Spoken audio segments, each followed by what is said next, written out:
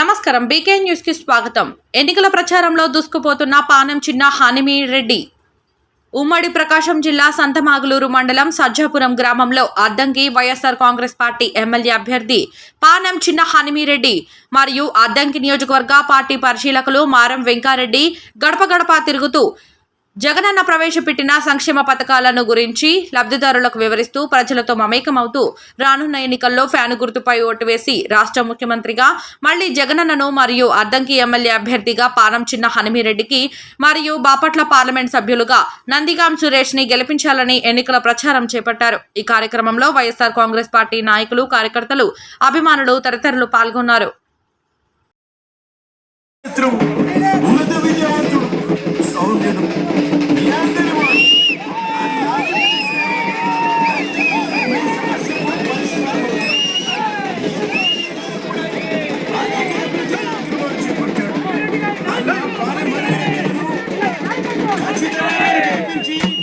నాకు బహుమతిగా ఇస్తే